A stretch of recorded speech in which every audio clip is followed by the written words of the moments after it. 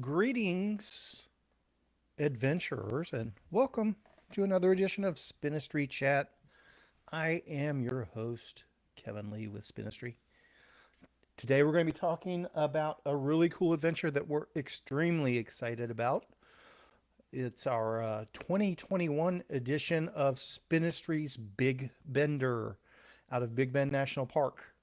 If you've ever wanted to explore Big Bend National Park via bicycle, this is a fantastic opportunity, we do believe. If you're never even thought about it before and all of a sudden, hey, this sounds interesting, stay tuned, see if this lines up with what you might be comfortable with attempting. We're going to go over the general outline of the plan, the basic routes we have available to us, how the camping's going to work, things along those lines. Please be aware, though, this is somewhat fluid. Things can change. Matter of fact, we had a pretty solid preliminary plan in place up until this morning, and I came across a campsite available for that same weekend that wasn't available previously. So I made some slight modifications to our what we originally had in mind. But realistically, I think it works out for the best in general. The original plan we had in mind was going to require us to book one of our campsites last minute when we got to the park on Friday. So a little bit less definitive of how things are. Now we have our sites reserved for the group for the full weekend. So we know exactly where people can be on what nights and that sort of thing, and let y'all know ahead of time, give you a firm idea of what that may or may not look like. But also, there is some flexibility built into this so that if somebody perhaps bites off a little more than they can chew, which don't do that intentionally, sometimes that does happen unintentionally. Don't use this as an opportunity to say, hey, I'm going to stretch my capabilities. Let's see what we can do. We highly encourage everyone to sign up for what they know they're capable of. Not use this as an opportunity to see how far they can go. We'll go a little bit more in depth on that once we start talking about the routes. There are some alternates built in with our plan, though, so that if something goes a little sideways, if somebody does bite off more than they can chew, or they have a mechanical or something like that, there's some ways to shorten the routes a little bit, or make it easier to bail out if needed. But we're not wanting people to sign up with planning to utilize those bailout options, because that does complicate things for us in the long run. So let's talk about the super generalities of it on the front end. Then we'll start going a little bit more in depth. It's Spinistry's Big Bender weekend, starting from Friday, November the 12th. We're able to check into our group campsite starting at 1 p.m. And we have it structured several different ways, where the idea is most people that are doing the essentially the bike packing option with some Spinistry support available. Most of those riders will be done Monday sometime. Uh, they have the capability to still camp at the group site Monday night if needed, but the day will be short enough that if people want to finish a Monday morning ride and head out and head home at that point, that they are more than welcome to at that point. We also have the opportunity, or the option, however you want to look at it, for people that aren't up to the 3 day or 4 day overnights.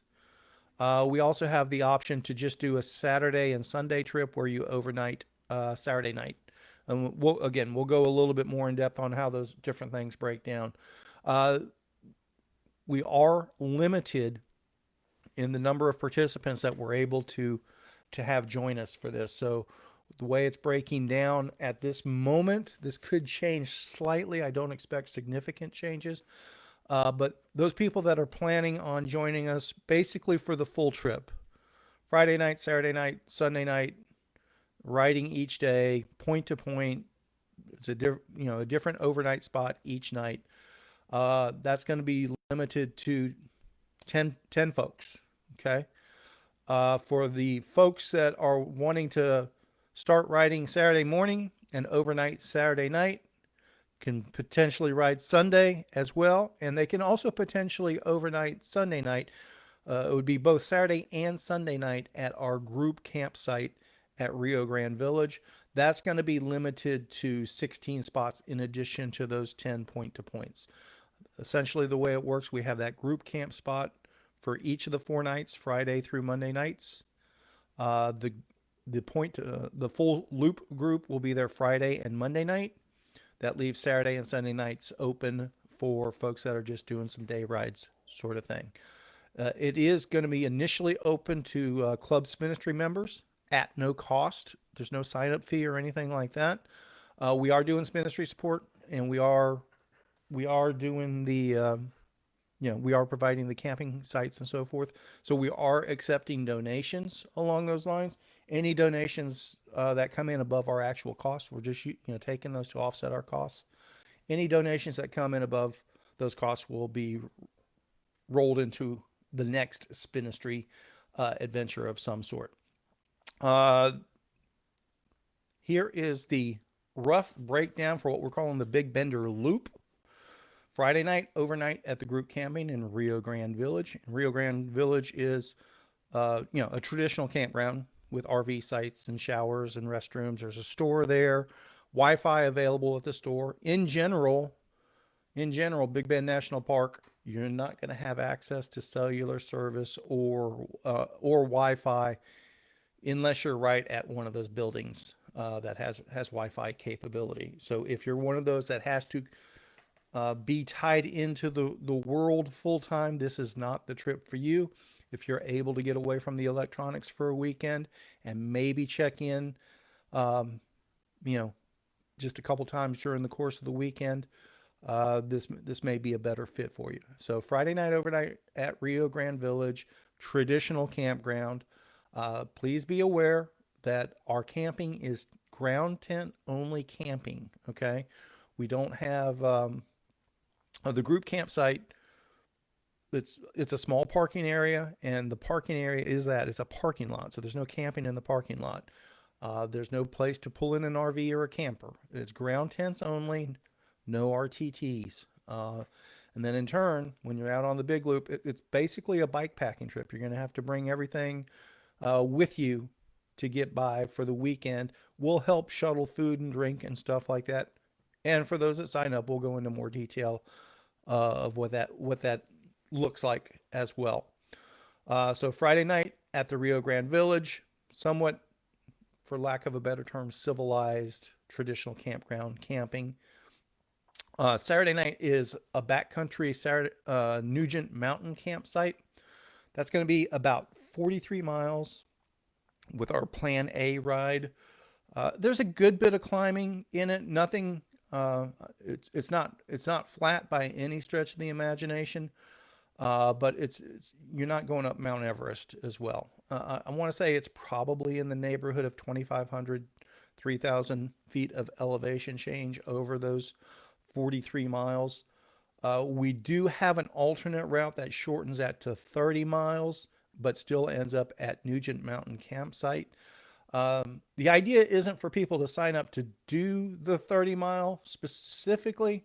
It's more along the lines of, if you get a little ways into it and you're realizing 43 miles may be a bit more than you're comfortable with for that day, there's an easy bypass that shortens it by 12 or 13 miles as well. Sunday, there's a typo in there I need to fix. Telephone Canyon camping. It's about 45 miles. It is a mix of pavement and dirt roads. But on Sunday, the route does go by a store, and there is Wi-Fi access that you can check in about 7 miles in. And we can shorten that particular route by about 10 miles if needed as well, very easily. And we'll show that, how that breaks down. And then Monday is we're calling that our downhill day. It's a short day specifically and intentionally of 20 miles. It's mostly dirt roads for that 20 miles, and it is mostly downhill.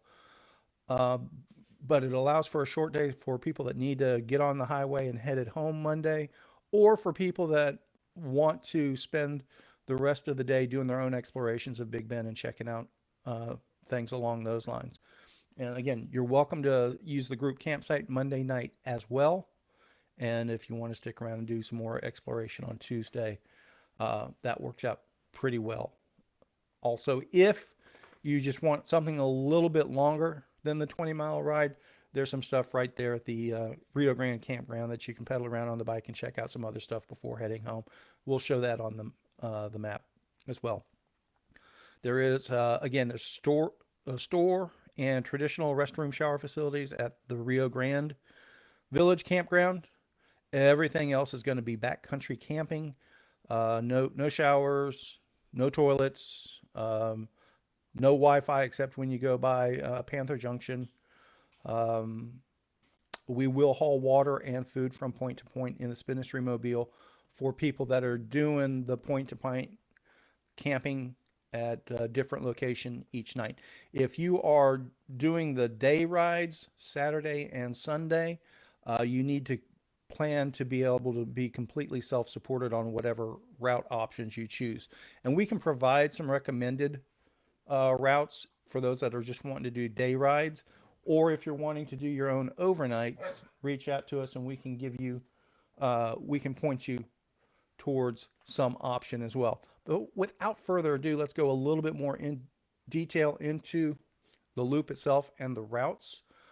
This is a combination of all three routes. It's broken down by different colors. Big Bender 1, day 1, Big Bender 2, day 2, Big Bender 3, day 3.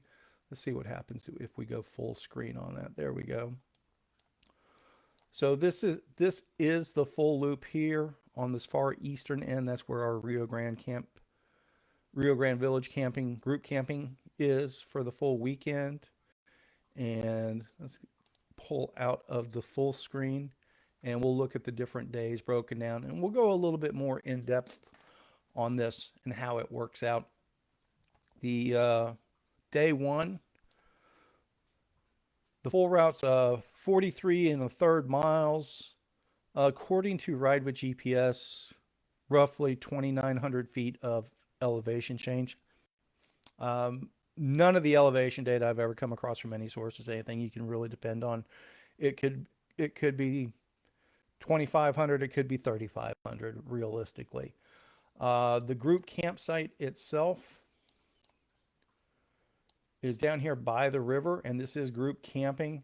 I'm not going to bring up the satellite and aerial views. That tends to glitch out the live video when we do that and move things around.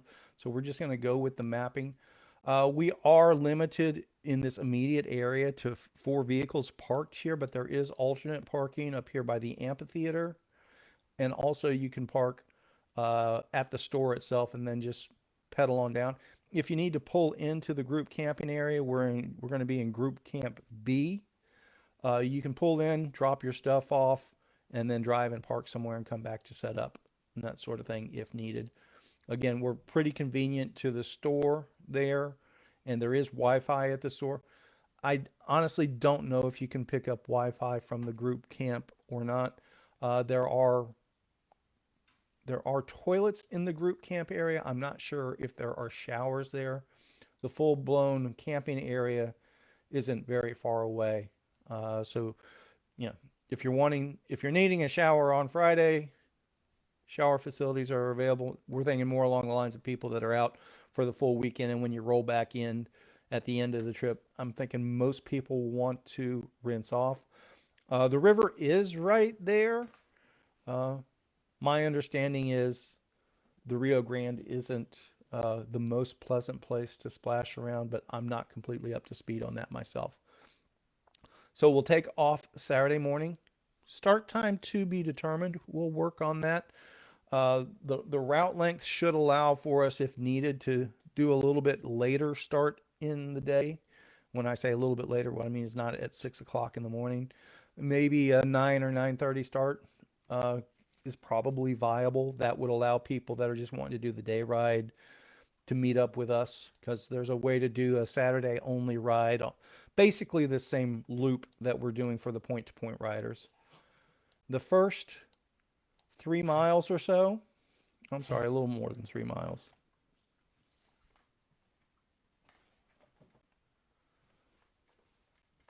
The first 4.5, 5 miles. There we go.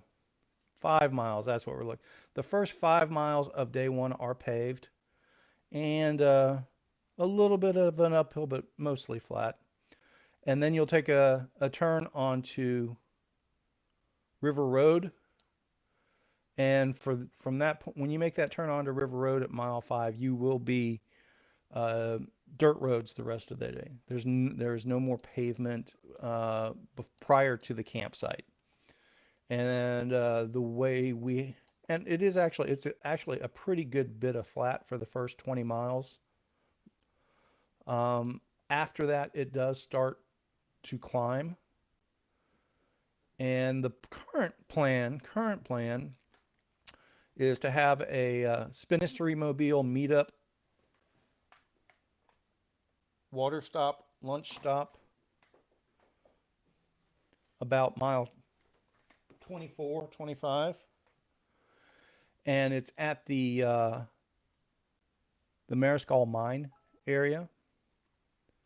And so there's a loop up in here. We'll probably park up in here, and if people want to take a break, have some lunch, explore the mine ruins a little bit, and then head back out, then they can head out. The way we have this set up currently is at mile 27, it does go up Black Gap Road. And Black Gap Road is what's known as it's a Jeep road, and it has what's called a badge of honor, Jeep Trail badge that you can earn. To be honest with you, from a Jeep Trail perspective, it's not the toughest jeeping road, but there are a couple of sections of it that just about everybody, even if you're on a mountain bike, there's probably a couple of short sections that are going to be hike a bike for everybody, but it does give some cool scenery. Uh, and we didn't touch on it in the event description. We do talk about it. This is really the recommended bicycle platform for this one will be a mountain bike with hardtail mountain bike with 2-inch tires or slightly more. You can do it on a gravel rig. There's no doubt about that. I wouldn't recommend anything less than 40 millimeter tires. And if you're on a gravel rig, you're probably going to have some more hike a bike. Definitely from, a few rocky sections and ledges and things like that that will be along the route. Any of these roads, though, at any time can be very loose gravel or even sandy, depending on the weather, rains, drought, whatever else. We can't say definitively what kind of conditions the roads are in now or what they will be then. Our experience has been that it's a pretty firm base underneath, and they don't get a lot of rain down that way. But it can lead to sandier or looser conditions over time. Or if there has been recent rains, it can just kind of change the landscape somewhat, so to speak. So about mile 35 and a half, it rolls into the Glen Spring here, and you join back into Glen Springs Road. And that's more of a traditional dirt road as opposed to a double track Jeep trail. And so from that point on, then we'll head to Nugent Mountain, and that's our overnight camp spot. And this is where we actually changed up our original plan. This spot was not available originally for that night when we were making our plans. So we had put together a different loop going to different campsites. I don't know why I happened to glance at the reservation site this morning and saw that Nugent Mountain was available for Saturday night. So I went ahead and jumped on that and changed our plans around a little bit. I really like the location of this site. And it's a good size site, so we can have plenty of people there. We can actually have more people at the overnight there than what we were going to need for one of our other ones that we had reserved. And it's definitive. We know we have that spot in our other spots for the full weekend. So that's the current plan for day one. We'll go through day 2 and day 3. And then I'll show what the alternate plan for day one could be, and also how this could work into a just a day ride for our day ride people, where they basically ride with everyone on Saturday, meet up at the campsite here, socialize, maybe have a meal or something, and then a fairly easy pedal back to the Rio Grande campsite. Again, we'll go into more detail on that shortly here. Day two, again, starting from Nugent Mountain. Go ahead and go to full screen on this one. So that's our campsite there. We have a mile of dirt road, then we hit the main park road, and we will have on pavement about 5 miles of climbing. It is uphill, and it is noticeably uphill, but it's not backbreaking, and it's a good way to warm up and start the day, no doubt about it. And that goes right by the main Panther Junction Visitor Center. So there's real restrooms there, Wi-Fi, all the park personnel and all that stuff. And just a little bit down the road from there is the Panther Junction gas station and convenience store. So if you need to make a store run fairly early on Sunday morning, less than 7 miles down the road, there is a store and a real restroom. And it's all paved all the way there. After the stop at Panther Junction, head on the main park road towards Marathon. And this is all paved through here. Mile 15 or so, that's probably where we'll have the first Spinistry mobile stop. There's a fossil discovery exhibit in here and a restroom. Just a neat little spot to check out. There should be enough time for people to check things out and enjoy stuff and things like that. And that's part of the idea of the trip, is not just to hammer the bike, get out and enjoy things. And hey, maybe it's a paved section, but it's really pretty through here. See lots of sights, and a nice little detour to the fossil discovery exhibit, which is pretty cool. About 20 miles in for the day, we get back on dirt roads.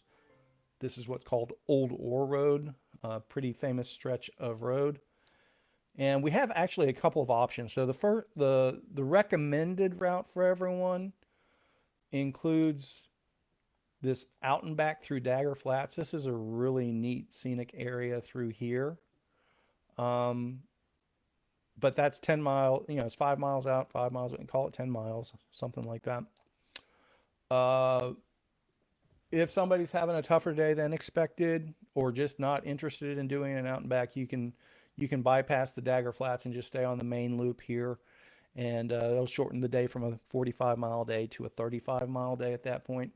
Realistically, we'll probably have the Spinistry mobile at this intersection to catch people going out and back, and also so we know who may have bypassed Dagger Flats altogether, just to keep track of everyone. And then at the end of the day, an Old Ore Road, this whole area is really, really cool. This is a fantastic ride, but you're doing it mostly downhillish once you get onto the Old Ore Road. We're gonna overnight in Telephone Canyon, at Telephone Canyon spot number 2. It's basically the end of the road. It looks like the road goes on further, but this is the dead end. This is the end of the road. I think it turns into a hiking trail after that, but I'm not positive. It's a little unclear. I haven't been able to find any documentation of people actually hiking Telephone Canyon Trail. And some of the maps show it as abandoned trail. So there are other trails in the area as well, but for the overnight, we should have this all to ourselves. End of the road. If we have clear skies at night, it's going to be a great star gazing opportunity. I'll have to check the lunar calendar. I don't know what phase of the moon we'll be in for this weekend yet. So that's the end of day 2. Roughly 45 miles and somewhere between 2,000 and 2,500 feet of climbing. Realistically, a big chunk of that is going to be at the beginning of the day and on pavement. So that should be a really fun day. And then day 3, Big Bender 3. It's mapped out at 18 miles plus.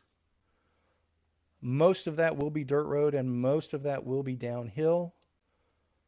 Again, starting basically at the end of Telephone Canyon Road.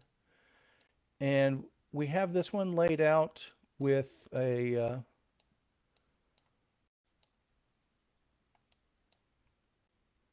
we go, at mile 10. If anyone's interested in checking out Ernst Taneja, it's a really neat site and a really cool hike to get here. Uh, we'll probably have the Spinistry mobile. There's a trailhead here. Probably have the Spinistry mobile parked there. So if folks want to head up here, reload on some water for the last 10 miles or so, maybe go on a short hike. We'll keep an eye on people's bikes if they want to go up the Ernst Taneja Trail, sort of thing. And then finish up at a little over mile 15. You catch the main paved road and basically coast downhill back to the main campsite and clean up for the day or plan to camp for the night. If you're planning to camp for the night, you're definitely welcome to explore the park and see other sites or make your own arrangements for another campsite for that evening. Or if 18 and a half miles or so and an Ernst Taneja hike aren't enough for you, uh, you can catch some more riding here and check out the Boquillas Canyon areas. Head towards Boquillas Canyon Trail, the overlook, some neat stuff down there. So that's the overview of the planned routes for all 3 days. Now, what I'd like to do is show you. We already showed you the Big Bender 2 shortcut where you take Dagger Flats out and shorten day 2 by 10 miles if needed. I'm going to show you day 1, how that can be shortened up and also turned into a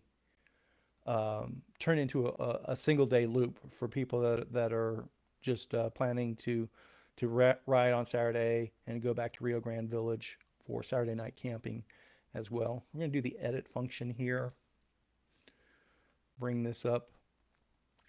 So basically, to shorten the route for people that decide that 45 miles and Black Gap Road might be too much for them, at about, let me see here, mile 15, you can call an audible and go up Glen Springs Road here. And if you do that, I'll lay a control point here. If you do that, that shortens your day to right at 30 miles if you're planning to do the point to point and join us for the full weekend. Okay. So that turns it into a 30-mile day instead of roughly a 45-mile day. And it takes out roughly 500 feet of elevation gain, according to the map here. Again, I never take those numbers as gospel by any stretch of the imagination. Now, so that's a 30-mile day, mostly uphill. But at that point, you're also past the top of the hill. So if you decide to go back to Rio Grande Village that day, again, a mile past the campsite, you catch the main park road at mile 31-ish. Now you're on pavement, and you can essentially coast downhill from there all the way back to group camp at Rio Grande Village for a total day of 46 miles. And so that added roughly 16 miles, right? So you can add 16 miles to either total. So even if you want to do the day ride on the longer route and include Black Gap, if you're a strong rider and you're comfortable doing that, you can do the roughly 45-mile day, including Black Gap Road. Hang out with us, have a meal and drinks and everything later in the afternoon, and then another 16 miles, mostly paved and downhill back to Rio Grande Village. So that's not a bad little day ride right there. Now that would be on Saturday. That works because you can do it, with some Spinistry support along the way. if you're welcome to do that ride on Sunday as well if you want to do that on a Sunday ride. Just be aware that you'll have to carry everything needed to go that full distance. There's no water fountains along the way. There's no convenience stores along the way, or anything like that. So you'll have to make sure you have everything covered and that you're capable of doing that on a solo basis for those types of trips as well. So hopefully that gives everyone a good idea of what we're looking at. The sign up itself will open Friday morning. What's today? Wednesday, the 29th. So October 1st, I believe at 8 a.m., I believe is when we have the, let's see. Yeah, 8:30 a.m. Sign up opens 8:30 a.m. October 1st, Central Time. Again, very limited spots, particularly for the full weekend. 10 spots there.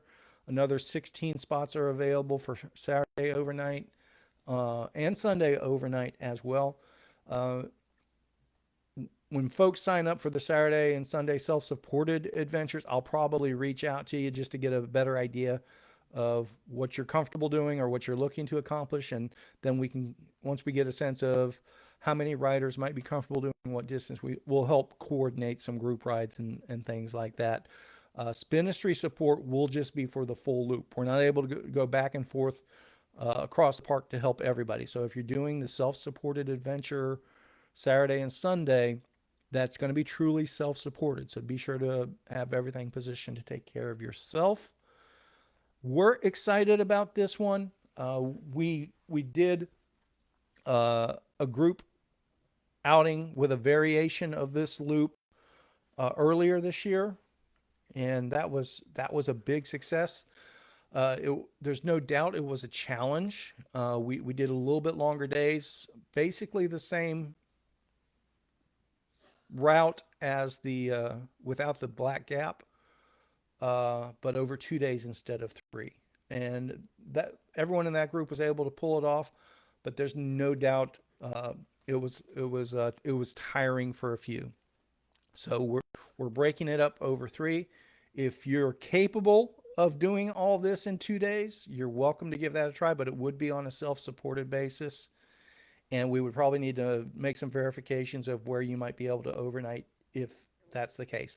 So message us if you have any questions, and we'll be more than happy to get back with you and share any additional details. And we're looking forward to this.